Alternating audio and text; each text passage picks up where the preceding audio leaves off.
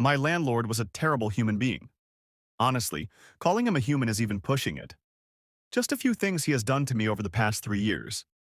Stole my dryer and other household products that are in a common area. Made me pay for a plumbing repair which was deemed normal wear and tear. Tried breaking into my house. Retaliated against me because I went to my lawyer after he sent me a letter about a parking spot. He tried charging me an extra $150/month. Mind you, I was never late for rent in 3 years except for when he made me pay for the plumbing repair. So the next month, I was a couple days late.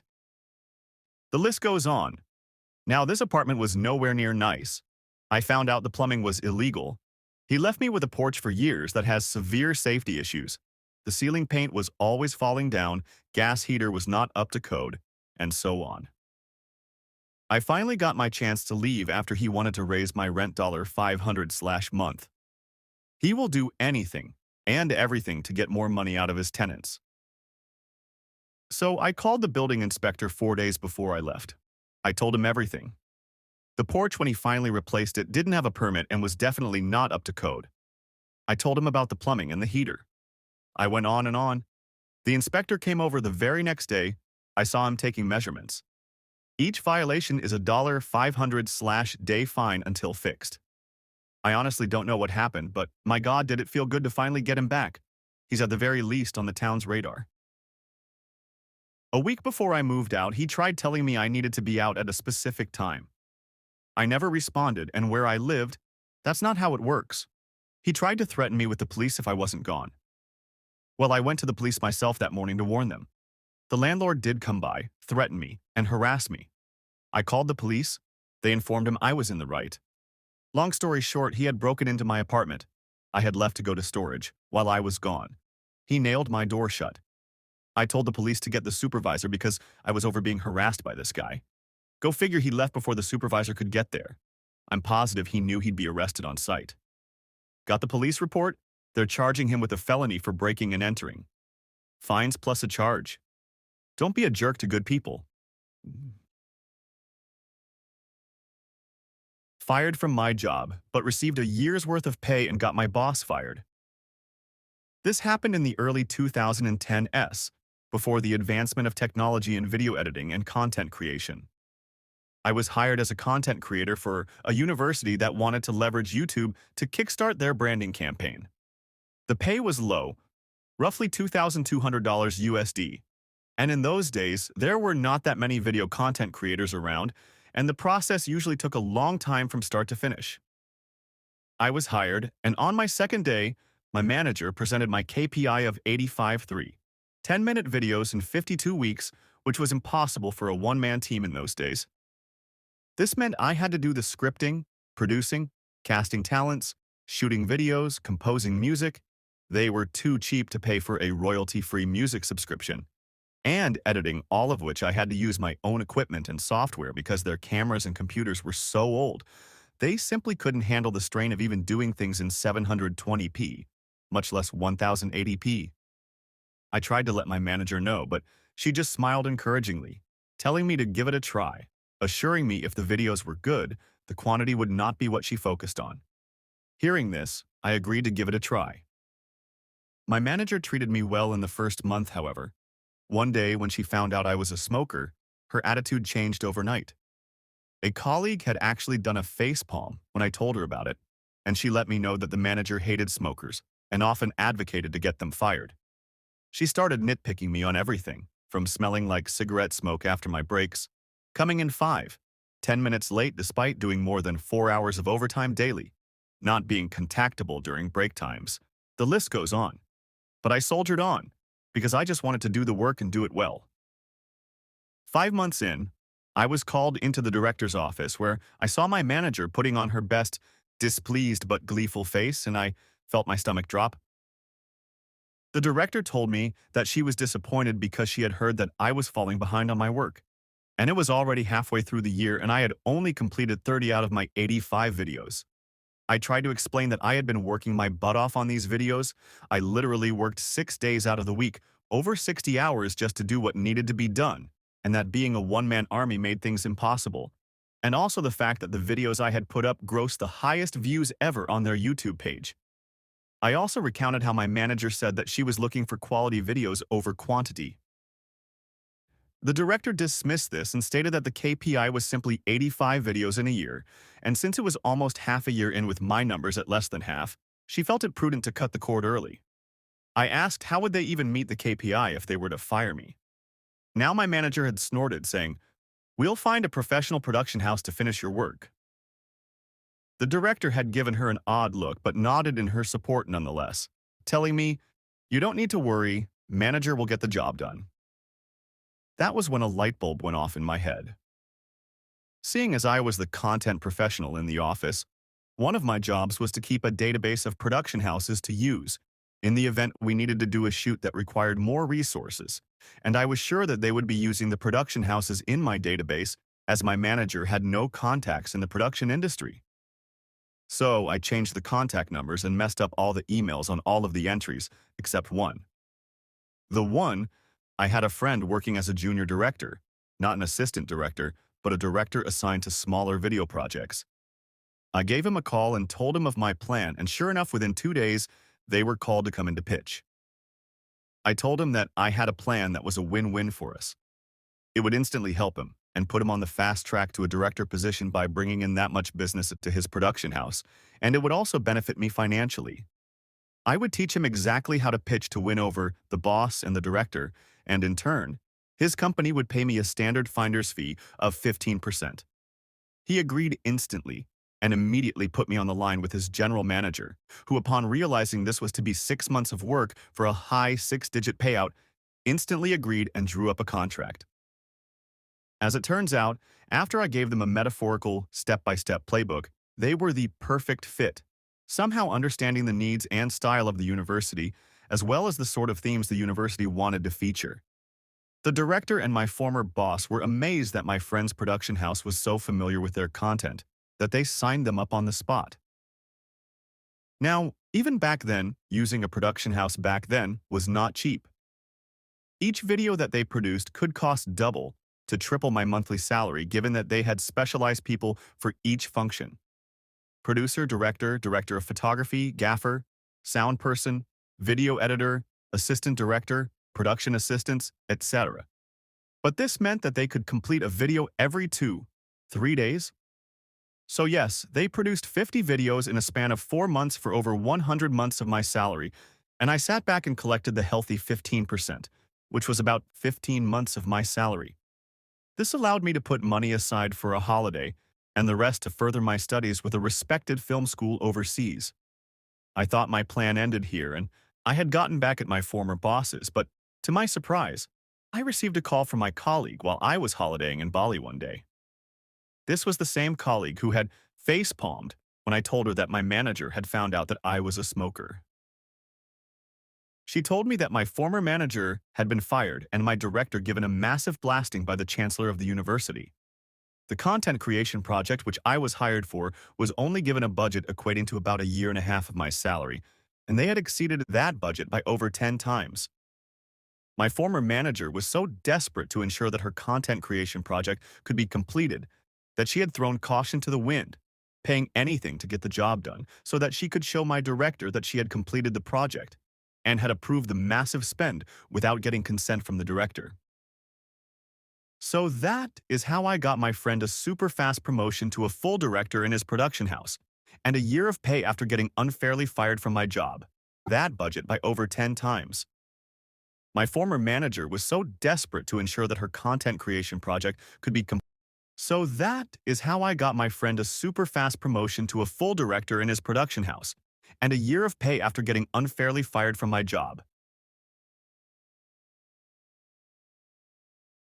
Way back in the early 2000s, I began to suspect that my wife was up to something. Our two kids were about 4 and 6, still young, but not so young they couldn't tell you something about what had happened in their day. They started talking a lot about staying with my wife's parents during the day, which wasn't really that strange in and of itself, but since they lived about 90 minutes away, doing so 2 or 3 times a week seemed a bit much. That was basically every day she wasn't working at her part-time job. When I asked her about it, she denied it but was never a good liar. So I started tracking the mileage on her car, and sure enough, She was driving an extra 400 or so miles per week. I knew some shit was going on. Then one day I sat down at the computer and she had left a sticky note with her AOL password written on it next to the keyboard. I could not resist and logged in to read her emails and saw a few email exchanges between her and her college BFF where they discussed how my wife was regularly fucking one of her ex-BFs from high school. No mention of details about him other than my wife also talking shit about his wife making fun of how she'd gotten fat after having kids. Anyway, I printed out these email exchanges and stashed them. I still needed to know the details, so I called a friend who was a cop and he suggested I call a guy he knew that had left the force to become a PI. Ron was great.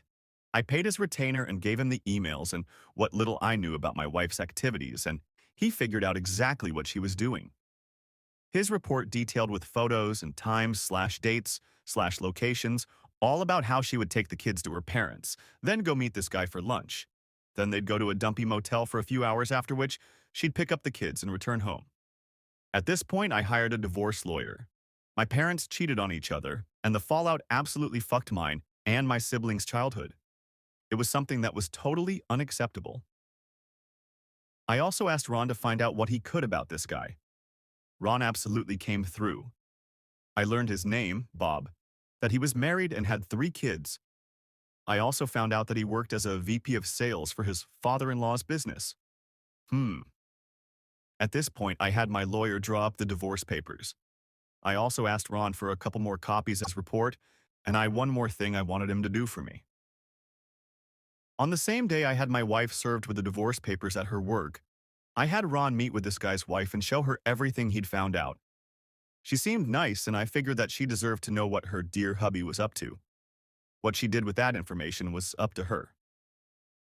While the information about my wife's infidelity didn't really matter in my divorce proceedings, Bob's wife did a real number on him. According to the publicly available court documents from the divorce and other related proceedings, she cleaned out their joint account, took the kids, and left. As soon as her dad found out what he'd done, Bob was fired, and since her parents actually owned the house where Bob and his wife lived, he also got evicted. Their divorce was ugly, lots of fighting in and evidently out of court. I guess Bob went to the house and started arguing with his wife, and it escalated to the point that her brother stepped in and Bob got his nose broken. There were restraining orders, a few more incidents with police reports, criminal charges, jail time, and so on. I can't find Bob on the internet anywhere these days. Last I heard, he'd left the state and his ex-wife did okay. She went to work at her dad's company and took over after he retired. As for me, my ex and I got along well enough. I didn't engage with her on anything that wasn't related to the kids, and now that they're both adults, I don't talk to her at all anymore. I don't hate her or anything, but I only care in the context that she is my kids' mom and is important to them. Nothing beyond that.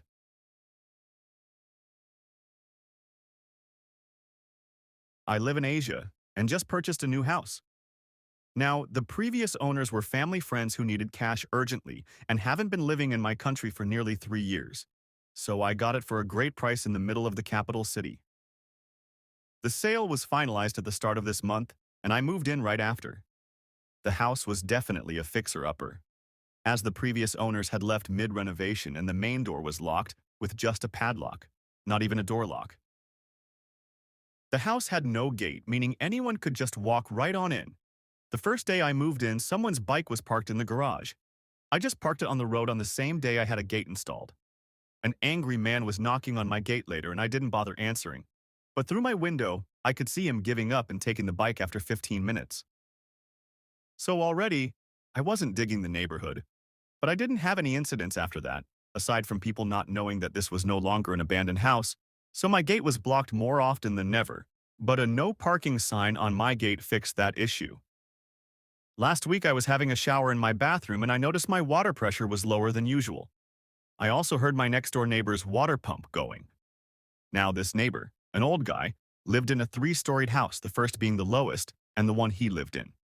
The other 2 floors were rented out to tenants. This guy wasn't happy about the house being sold and voiced many concerns to my friends, the previous owners. He was super angry about it, and my friends did warn me, but I'm a 6-foot guy with 3 dogs. No way he was doing anything, and yep, he didn't. So with this living situation, A water pump is needed to pump water to the tanks on the roof, since the public supply's pressure is not enough to get it up 3 stories. Now, I heard the water pump going and immediately was suspicious. Sure, coincidences exist, but it wouldn't hurt to check it out. I waited till his pump turned off and then turned on different taps in the house. Sure enough, the pressure was back to normal. This made me even more suspicious, but if he was stealing water, it also made sense. The water bills had been going up over the years this house wasn't lived in, but the house also had some water leaks. So it was chalked up to that, even if the bills were too high to be caused just by leaks. Now it's starting to make sense.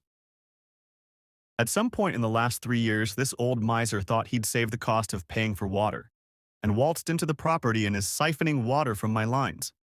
I couldn't find where exactly he was siphoning water from, but after checking my pressure multiple times, I was pretty sure. So I sat on it for a few days, thinking if I should confront him, go the legal path, or just let it be. Now, water in my country is very cheap. My total bill, even with washing 3 animals, a car every week, and watering my garden, only cost like $5 per month, even with the neighbor also stealing some of it. But it wasn't about how much I was paying or who was paying for it. It's about entitled old people who think that they're deserving of using other people's resources without paying for it, and then getting away with it. It didn't sit right with me, and I really wanted to teach him a lesson. What I did was really simple. I just turned off my water from the mains. I wouldn't have to break into his property, nor would I be breaking any laws. It was the best way of getting back at him without needing to even lift a muscle. So on Monday, just 4 days ago, I waited till the pump flicked on and turned off the supply. Now, the way household tanks work in my country is that there's a ball valve in the tank which detects the level of water and turns on the pump. If the level doesn't increase, the valve stays open, which electronically sends a signal to the pump to stay on until the level gets to a point at which the valve closes and also shuts off the pump. However, the level wasn't increasing, and anyone knows that starving a pump of water isn't a good idea.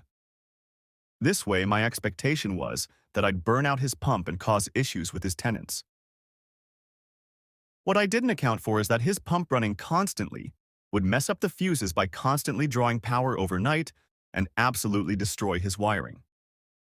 If he decided to upgrade his household wiring to a more modern standard, this would have been prevented. This house clearly still had 90s-era wiring. At around 3 a.m., I heard all residents in the house waking up and talking in hushed voices about why just their house in the neighborhood doesn't have a power or water. I found out about the power part because the tenants devolved into shouting at their landlord. Our tenant protection laws are very important, and power and water are classed as essential even on a state level. Cutting those services are grounds for lawsuits, unless due to weather or some other unavoidable reason. In this case, the landlord is responsible for keeping the house wiring up to date and in good condition, alongside the supply of water. So the tenants were not happy, and one of them immediately moved out 2 days later when it was informed that water and power will not be returning the very same day this happened. Both tenants in the 2 floors lodged a complaint with the police, and if a person is in clear breach of laws, the police have the authority to fine or penalize the person without a court judgment. It can be challenged in court if the person thinks that they were unfairly penalized, but they still have to pay the fines and will only be refunded if and when the court finds the fines unlawful. So now, the landlord lost both tenants and has to pay a fine of $500, which is a lot of money in our country. He also has to refund the security deposits of both tenants and cannot rent out until both issues are fixed, which will cost him more money. As of right now, he's moving out on Sunday to his daughter's place since he cannot afford to live alone. The tenants were his only source of income, and he's a retired mechanic, so he has no other income. He did find out why the motor kept drawing power, overloaded the wiring, and burned out. He came by to my gate and asked me if I turned off my water, and I said, "Oh yeah, my tank had a new leak on a pipe and I turned it off till the next day until the plumber came by to fix the issue." Y'all, the look on his face. He kept a straight one, but I just knew he was holding back. He just said, "Oh, okay," and went back inside. Not sure if he knows I know, but I don't care because he can't do anything. I'm getting a plumber down next week to correct my plumbing and remove any pipes that leave my property.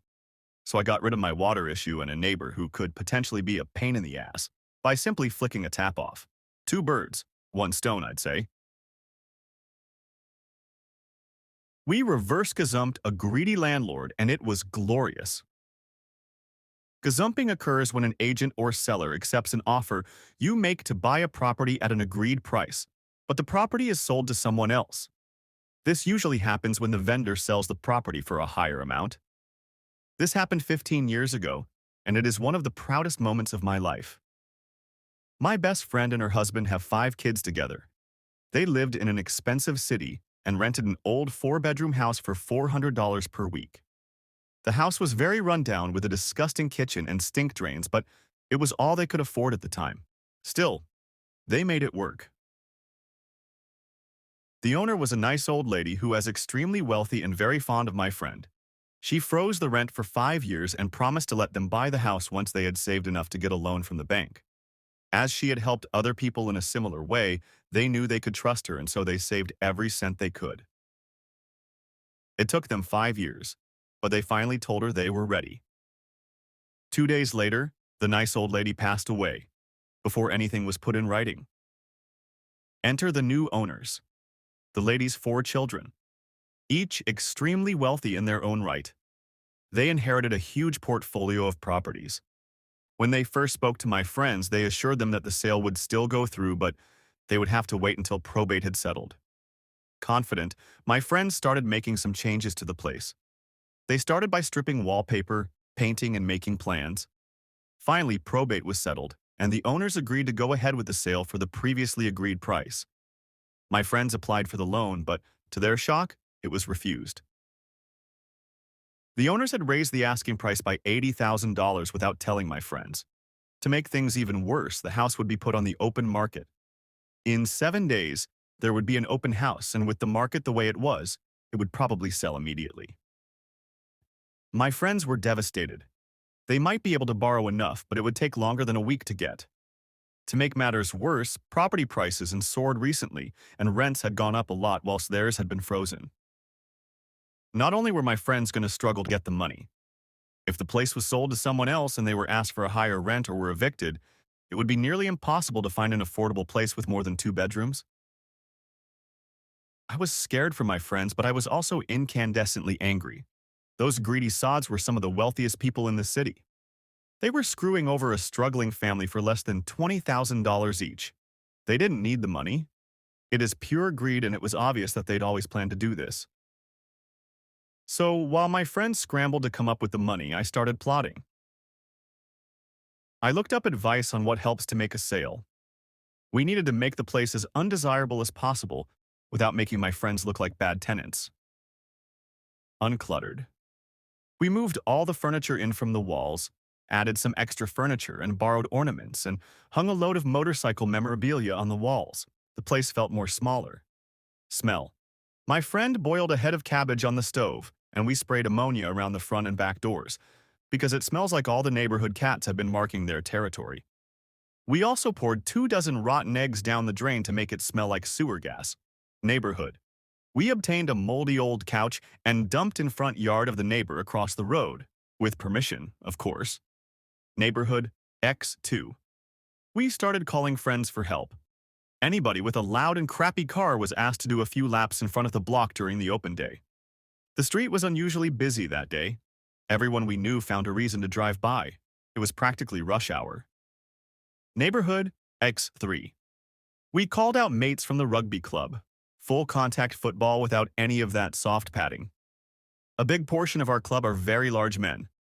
The next door neighbor set up a BBQ in their front yard, and we offered free food and cheap beer. They came on motorcycles wearing their roughest gear. There was quite a crowd. A lot of people showed up for the open day. Quite a few were in and out within minutes. One lady sat in her car and watched the party next door before driving away.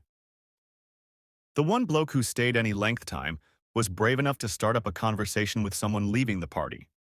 He asked if they were often there and was told every couple of weeks or so. They have an after-party morning, and the party the night before was 3 doors up. The partygoer also helpfully mentioned the troublesome drains that are always getting blocked by tree roots and stinking up the place. The potential buyer left without making an offer. So my friends were the only ones to make an offer. They still had to pay more than they'd planned, but not as much as the greed bastards wanted. My friends signed the papers and paid the deposit that day. So when the brave buyer put in an offer of $30,000 more than my friends, there was nothing the owners could do about it. Strict anti-gazumping laws. I would have loved to see the owners' faces when they found out.